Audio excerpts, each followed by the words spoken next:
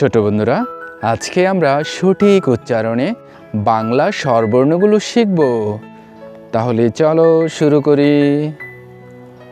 অ আ হ্রস্ব ই দীর্ঘ ই হ্রস্ব উ দীর্ঘ উ ঋ এ ওই ও ও।